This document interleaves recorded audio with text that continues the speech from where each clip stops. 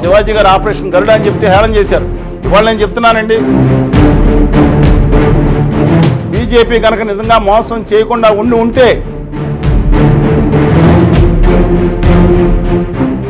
జగన్మోహన్ రెడ్డి కూడా బీజేపీని అట్లా అడుగుతాడా? మీరు వెళ్ళి అడుగుతారో లేదా తెలియదండి. మీరు వెళ్ళి బాగా డెప్త్ ఇది అండర్స్టాండ్ చేసుకున్న వాళ్ళకి అర్థమవుతుంది. డెఫినెట్గా అర్థమవుతుంది. మీరు వెళ్ళి ఏదో మీరు లేకపోతే నడవట్లేదు అంటున్నారు కాబట్టి మీరు వెళ్ళి వాళ్ళు ఎలాగో కళ్యాణ్ గారు పాపం మంచివాడు మనిషి, కానీ ఆ విషకోగుల్లో చిక్కున్నాడు. లేకపోతే తెలంగాణలో బీజేపీ నాగర్ కర్నూలులో 1000 ఓట్లు ఉన్నాయా? 1500 ఓట్లు. ఆ కర్ణ శిరీష్ గారికి వచ్చింది 5800 అని వచ్చినాయండి. శంకరగౌడ్ తక్కువ లీడరా? కళ్యాణ్ గారిని శంకరగౌడ్ గారికి అనేక మంది మహేంద్ర గారికి ఎన్నాళ్ళు ఉన్నారండి? 2008 నుంచి కళ్యాణ్ గారిని అంటిపెట్టుకున్న లీడర్స్ అన్నాళ్ళు. సరే కమింగ్ బ్యాక్ ఎన్ని ఓట్లు వచ్చినాయండి? కొన్ని చోట్ల 1500 ఓట్లు, 7 ఓట్లండి. బీజేపీ కనుక నిజంగా మోసం చేయకుండా ఉంటే కొంతమంది జనసేన కార్యకర్తల్ని కొంతమంది తెలుగుదేశం వేయాలని తెలుగుదేశం ఎలాంటి వేస్తుందండి? ఇక్కడ పొత్తులో ఉందా? బీజేపీ వేయటం మానేసి తెలుగుదేశం లేదు కాబట్టి తెలుగుదేశం ఆంధ్రప్రదేశ్లో ఓడగొట్టాలని ఈ బ్యాచ్ తయారు చేస్తున్నారు. ఓహోహోహో, ఇన్ని ఉన్నాయండి దాంట్లో.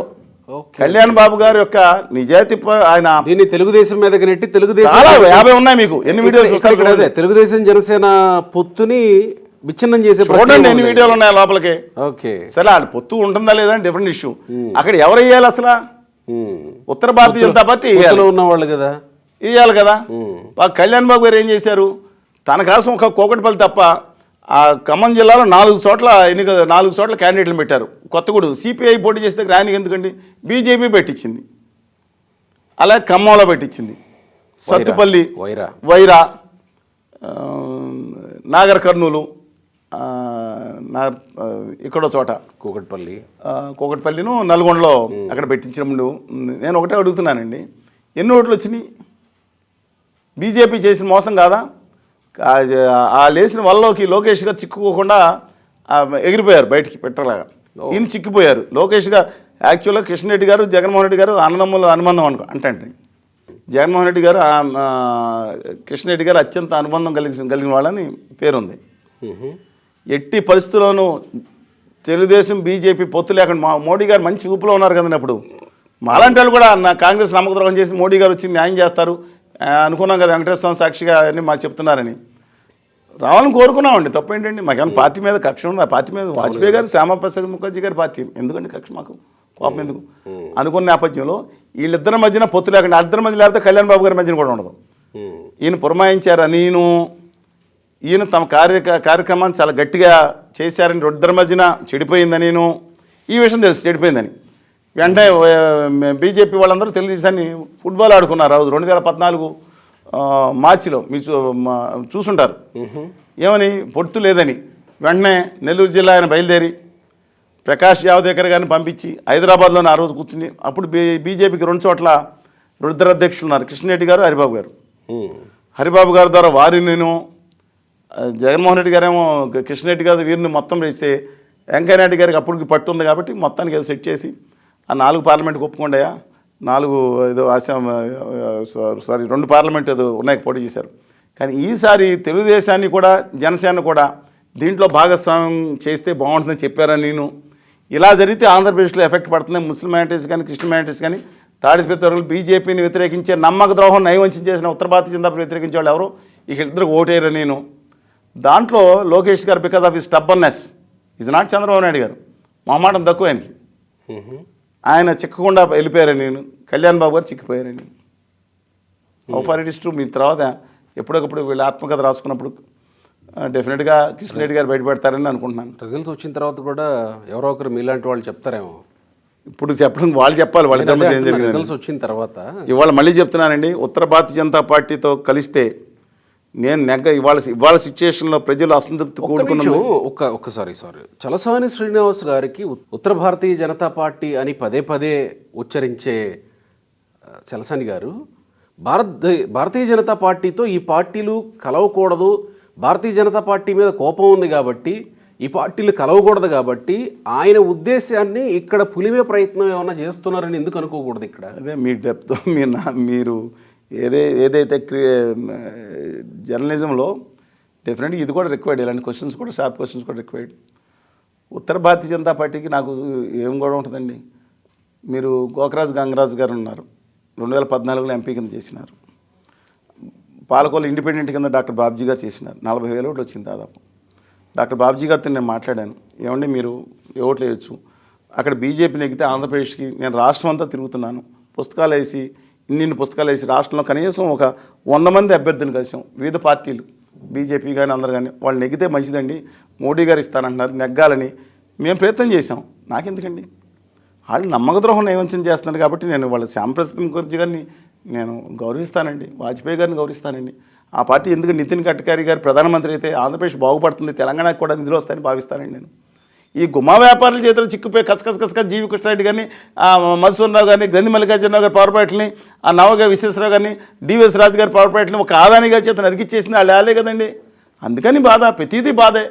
అందుకని కానీ సరే నేను నేను రుద్దట్లేదు. నేను ఎందుకంటానంటే ఇవాళ నేను ఏ రాష్ట్రంలో నేను ఏ పార్టీని అడిగే వాళ్ళకి ఒకటి సమాధానం చెప్తే మీకు అర్థమైపోతుంది. పదే చెప్పాను, మీ నియోజకవర్గాల్లో ఏ పార్టీ అయినా సరే వాళ్ళు ఇండిపెండెంట్ అయినా, ఒక రిటైర్డ్ జర్నలిస్టు ఉపాధ్యాయుడు ఉంటారు, మీకు కనపడపోవచ్చు, మూల ఎక్కడో ఉంటాడు, పోటీ చేస్తాడు, వాళ్ళకి నిజాయితీ పనులకు ఓటేయమని చెప్తున్నాను. గెలిచేటువంటి అభ్యర్థులకి ఓట్లు వేసి గెలిపించి మీకు కావాల్సిన హక్కులు సాధించుకోండి, మీకు తీర్చుకోండి అని కదా చెప్పాలి. అవునండి, రిటైర్ అయిపోయిన వాళ్ళు లేకపోతే రిటైర్ అయ్యేటువంటి 40 ఏళ్ళు రిటైర్ విఆర్ఎస్ తీసుకున్న వాళ్ళు చాలామంది ఉన్నారు. భాస్కర్ వెంకటలక్ష్మీనారాయణ గారు, నాగభైరవ్ జయప్రకాష్ నారాయణ గారు రిటైర్ అయిపోయిన వాళ్ళే విఆర్ఎస్ తీసుకున్నాను. వాళ్ళకేమని చెప్తాను అంటలేదని నేను. కానీ నేనేమన్నా అంటే ఏ పార్టీలో ఉన్నాయని సరే పర్వాలేదు అంటాను నేను.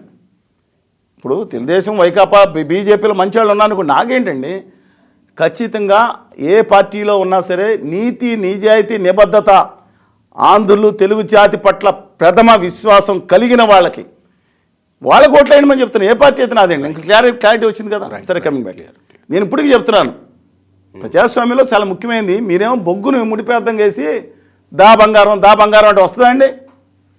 మీరు బొగ్గునేమో లోపల పెడతారు, ఫినిష్ ప్రొడక్ట్ బంగారం రావాలంటే వస్తుందా? దొంగలు కొట్టేసి అది బొగ్గో బంగారమో చెప్పాల్సిన వాళ్ళు సైలెంట్గా ఉంటున్నారు కదా. నేను సైలెంట్గా లేనండి, కానీ నేను రాష్ట్రం సైలెంట్గా ఉండడం వల్లే కదా అని అంటున్నాను. రెండోది, దొంగలు కొట్టేసి దొంగతనం జరిగిందంటే బాధపడే తర్వాత ప్రయోజనం ఏంటంటే రాష్ట్రం అంతా హోర్డింగ్స్ పెట్టారండి. క్రితం సంవత్సరం 2019లో పెట్టాను, 2014లో రాష్ట్రం అంతా, 2009లో తిరిగి చెప్పాం. మా వాదన 10% నింపించుకున్నా చాలు కదా. సరే, coming back to your point, నేనే రుద్దట్లేదు. ఉత్తర భారతీయ జనతా పార్టీ ఒకసారి ప్రజా పల్స్ మీ దగ్గర పెట్టండి. మీ టోన్లో 10-20 ఛానల్స్ ఉన్నాయి మీ దాంట్లో. అవును, ఎప్పుడన్నా సరే బాగా ప్రాచుర్యం ఉంది, కోట్ల మంది, లక్షల మంది, మిలియన్స్ కొద్ది సబ్స్క్రైబర్స్ ఉన్నారు. అన్నీ కలుపుకుంటే మీరు పోల్ పెట్టండి. ఉత్తర భారతీయ జనతా పార్టీతో కలిస్తే ఏ పార్టీ ఎలా ఉంటుందో మటాష్ అయిపోతాను రాసిస్తారు. ఈరోజే పెడతాను, ఈరోజు పెట్టి నాకు రిజల్ట్స్ చెప్పండి. డెఫినెట్గా చంద్రబాబు నాయుడు గారికి వీరాభిమానులు కూడా, చంద్రబాబు నాయుడు గారి వీరాభిమానులు, మరీ ప్రతి పార్టీకి సైకో ఫ్యాన్స్ ఉన్నారు, తీసేయండి. వాళ్ళు కూడా చంద్రబాబు నాయుడు గారు అరెస్టు జరిగిన దాంట్లో కేంద్ర పెద్దల మోసాగారుల హస్తం ఉందని అనుకునే వాళ్ళే 90% మంది ఉన్నారు. ఒక జాతీయ స్థాయి నాయకుడిని, ఒక ప్రధానమంత్రి అవ్వాల్సిన చెప్తున్నాను, ఇవాళ ఏమైనా చక్రం తిప్పిన వ్యక్తిని. ఆ రోజు దేవగౌడ గారికి ఎంతమంది ఉన్నారు, చంద్రబాబు నాయుడు గారు ఏంటంటే కెపాసిటీ, గుజరాల్ గారు ఎంతమంది ఉన్నారు, గుజరాల్ గారు ఎవరు తెలిసే వాళ్ళ దేశంలో. ఆ రోజు తను నిలబెట్టుకోవడానికి అప్పుడే రామారావు గారి మీద యాంటీగా ఉండి వచ్చారు కాబట్టి నిలబెట్టుకోవడానికి నిలబడ్డాడు, కానీ ప్రధానమంత్రి పదవి ఆయన కాదనుకున్నారు. దక్షిణ భారతదేశంలో stalwart politician, though I may differ with me as per special category స్టేటస్లో ఫస్ట్ ఆయన కలిసి రాలేదనే బాధ నాకుంది. నేను చెప్తున్నా, ఆ పుస్తకాలు కానీ 1000 కోట్లు పెడితే పోలవరం కడితే బాగుంటుంది, అమరావతి ముందుగానే మిగతా చేస్తే బాగుంటుంది, కానీ రోడ్లు వేసి వాళ్ళు కాకపోతే వాడిని కొంచెం అది వేరే ప్రదేశం. కానీ అలాంటి నాయకుడిని అరెస్ట్ చేసేది జగన్మోహన్ రెడ్డి గారికి అంత ధైర్యం ఉందండి? కేంద్రంలో అమిత్ షా గారు చెప్పకుండా చేసే ధైర్యం ఈ రాష్ట్ర ఏమైనా క్యాబేజీలు పట్టుకుని క్యాలిఫోర్నియాలో ఇంకా ఆఫ్రికాలో ఉన్నాయంటే ఆ పుష్పాలు పెట్టుకుని తిరుగుతున్నారా తెలుగుదేశం కార్యకర్తలు, వామపక్షాలు, కాంగ్రెస్ లేదా వైఎస్ఆర్ కాంగ్రెస్ పార్టీ కార్యకర్తలు? తెలియలేదంటే ఖచ్చితంగా తెలివి ఉంది, అందరికీ తెలుసు చేసేది ఉత్తర భారతీయ జనతా పార్టీ అని.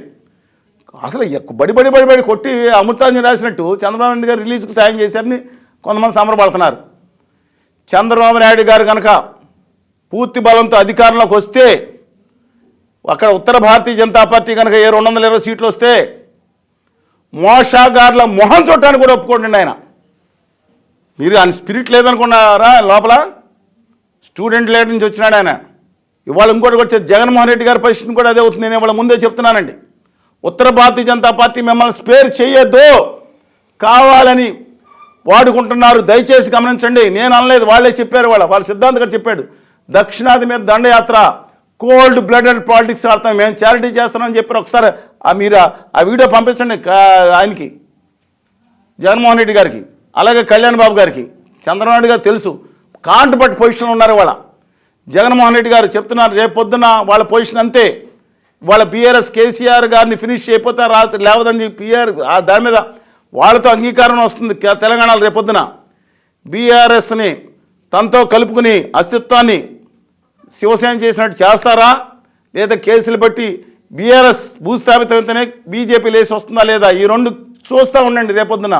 పూర్వం వెండి తెర మీద చూడమని చెప్పేవారు, ఇవాళ ప్రజాతెర మీద మీరు చూడండి ఏం జరుగుతుందో. బీఆర్ఎస్ని దాన్ని పతనం చేస్తేనే ఆ పార్టీ లేస్తుంది, తెలుగుదేశాన్ని పతనం చేస్తేనే బీజేపీ లేస్తుంది. బీఆర్ఎస్ విలీనం అవుతుందా బీజేపీతో విలీనం అవుతుందా, లేదంటే తప్పని పరిస్థితుల్లో ఇద్దరు అలయన్స్లో పాటు పోటీ చేస్తే రేపొద్దున కాంగ్రెస్ పార్టీ 17లో వీళ్ళందరూ అలయన్స్లోకి వెళ్తే 2-3 సీట్లు కూడా నెగ్గే పరిస్థితి ఉండదని నేను చెప్తున్నాను మీకు. మీరు అన్నారు కదా 2 సీట్లు నెగ్గిందని. రేపొద్దున అలయన్స్ పెట్టి బీఆర్ఎస్ బీజేపీ ఎలాగోళ్ళ రహస్య మిత్రుడో ప్రత్యక్ష మిత్రుడో పరోక్ష మిత్రుడో ఎంఐఎం ఉంటుంది కదండి. సరే వాళ్ళు వెళ్ళి కాంగ్రెస్కి వస్తే డిఫరెంట్ ఇష్యూ వాళ్ళ ప్రోటైమ్ ఇచ్చి, కానీ వాళ్ళిద్దరు నెగ్గే పరిస్థితి వస్తుంది. ఆ తర్వాత బీఆర్ఎస్ నాశనం చేస్తారు. మీరు శివాజీ గారు ఉన్నారు, మా ప్రత్యేక హోదాలో కొంతకాలం పని చేశాం కదండి సినిమా నటులు. అవునవును. శివాజీ గారు ఆపరేషన్ గరుడ అని చెప్తే హేళన చేశారు, చాలామంది హేళన చేశారు. అది రవి గారికి కూడా తెలుసు, మీడియా ఆయనకి అందరికీ. ఇవాళ నేను చెప్తున్నానండి, ఇవాళ అలాంటి ప్రోగ్రామే నడుస్తుంది. ఆయన చెప్పిన దాంట్లో తప్పైంది అని చెప్పండి. ఇప్పుడు ప్రతిదీ కాకపోవచ్చు, స్ట్రాటజీ మార్చుకోవచ్చు. శత్రు దేశాల రాజులు యుద్ధ తంత్రాలను కొంతమంది పసిగడతారు, వీళ్ళు పసిగట్టిన తర్వాత కొంత మార్చుకోవచ్చు. బేస్ లైన్ అదే ఉంటుంది. వాళ్ళు నడిపించారు. చంద్రబాబు నాయుడు గారిని ఎలా చేసుకున్నారు, తర్వాత కళ్యాణ్ గారిని ఎలా వాడుకుందాం అనుకున్నారు, తర్వాత నెక్స్ట్ టార్గెట్ వీళ్ళే. వాళ్ళు బీజేపీతో వాళ్ళ తెలుగుదేశం అలయన్స్ అయితే జగన్ గారికి చుక్కలు కాదు, పట్టపగల నక్షత్రాలు, కాంతివంతమైన నక్షత్రాలు చూపిస్తారండి వాళ్ళ ఉత్తర భారతీయ జనతా పార్టీ. జరగబోయేది నేను అడుగు వాళ్ళు నేనేం కోరుకున్నాను, భారతీయ జనతా పార్టీ రాజ్నాథ్ సింగ్ గారికి 1000 కొబ్బరికాయలు నా చెత్తను కొడతానండి. ఆంధ్రప్రదేశ్కి తెలంగాణ ప్రత్యేక హోదా, ఆంధ్రప్రదేశ్ ప్రత్యేక హోదా, తెలంగాణ విభజన హామీలన్నీ ఇవ్వండి. మీరు అధికారంలో వచ్చిన అబ్జెక్షన్ లేదండి, న్యాయం చేయండి. ప్రజలకు భావితరాలు దెబ్బతిన్నాయండి. సో ఇప్పుడు ఆంధ్రప్రదేశ్లో జనసేన టీడీపీ అలయన్స్ బీజేపీని నమ్మొద్దు అని అంటారు. నమ్మొద్దండి. నమ్మితే మాత్రం ఒకవేళ కలిపి వెళ్తే 100కు 1% 5% నెగ్గుతారో లేదు నాకు తెలియదండి, కానీ 90% ఓడిపోవడానికి అవకాశం ఉంది. పన్నీరు పోసినట్టే పార్టీ మీద. ఇప్పుడు ఎవరు నెగ్గాలో నేను చెప్పలేనండి. వాళ్ళకి చెప్పాను, ఒకవేళ వైఎస్ఆర్ కాంగ్రెస్ పార్టీ కనుక ఆయన పరదాల నుంచి బయటకు వచ్చి నిజంగా 6 నెలల క్రితమే ప్రజా నవరత్నాలు నమ్ముకుని కక్షాదింపు చర్యలు ఏంటండి. ఇప్పుడు చంద్రబాబు నాయుడు గారి మీద లేదా కళ్యాణ్ గారి మీద ఏది ఫ్లైట్ రాకుండా ఆపేసేయటం, ఇలాంటి కక్షాదింపు చర్యల మీద పెట్టే దాంట్లో 100వ వంతు కనుక ప్రత్యేక హోదా విభజన హామీలను పెడితే రాష్ట్రం బాగుపడేది, పిల్లకాయలు బాగుపడేవారు, ఉద్యోగాలు వచ్చాయి, ఇండస్ట్రీలు వచ్చాయి, ఆయనకే మంచి పేరు వచ్చేది. కానీ బీజేపీతో భయం. చూద్దాం. Thank you.